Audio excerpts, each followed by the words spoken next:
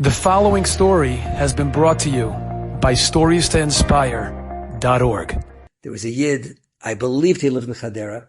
His wife Nebuch got sick at a very young age, and she passed away, leaving him with 6 or 7 little kids in the house.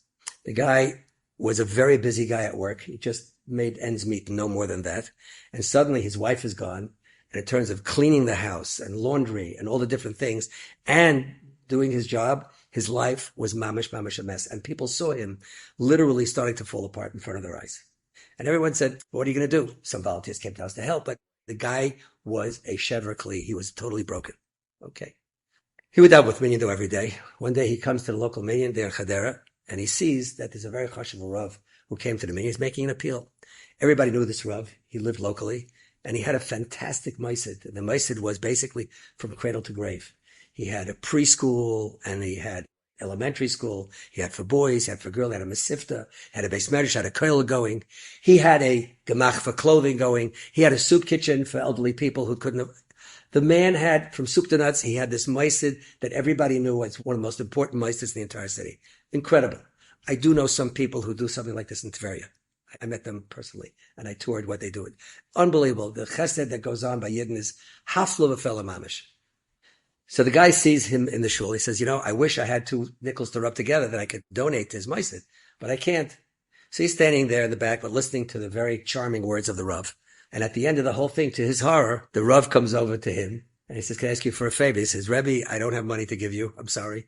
He said, no, I'm asking for money, but I need a favor from you. He said, well, what can I do for you? He said, could you drive me back after I finish the appeal? I'll be done in about 5 minutes. Could you drive me back? He says, sure. I think you're just about a block away from it. It'll be my pleasure to drive you back. He says, thank you very much. Fine. Finishes, he wraps up, folds away his talis, his tefillin, and they get in the car together. And as they're riding the car, the Rav turns to the fellow and he says, would you do me another favor? He says, Rabbi, I told you I don't have money to give you. I'm asking for money. Would you please, when we arrive at my maisid, would you please honor me and come in for 5 minutes with me? I want to show you around. He says, Rabbi, you have to show around the rich people, not me. I don't have money to give. He said, no. I'm asking you for a favor. All I want you to do is to come in and look around. I want to give you a tour of the place. He says, Rabbi, what for? He says, please don't ask me. I'm just asked, could you please come in and do me that favor? He said, okay, I got money I can't give. All right, I'll do you the favor. Comes in and he starts showing them around the preschool and the elementary school, the mesifta, the beis yankov, the boys and the girls, and the dormitory for Yosaimim and on. And it's fabulous what the guy did. 5 minutes are done. He's seen the place. He says, okay, can I go now? He said, I want to tell you something. 15 years ago, my wife passed away, and she left with the 6 little children in the house. And I thought my life was over. And I want you to know that I built all this since then. Your life's not over.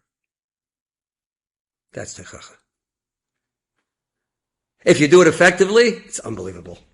It's the greatest thing you can do for somebody. It's the greatest thing for ourselves. You want to grow. Are you a growing person? If you're a growing person, my friend, it's not happening without a third party who doesn't have a horse in that race telling you what you need to hear. We have to be oihev es ateichachas. You want to grow is gate nishtanders. It doesn't work another way. There's no other way to do it.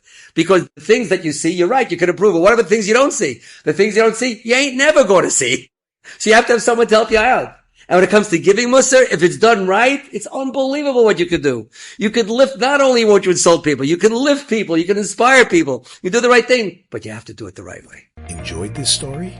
Come again. Bring a friend. StoriesToInspire.org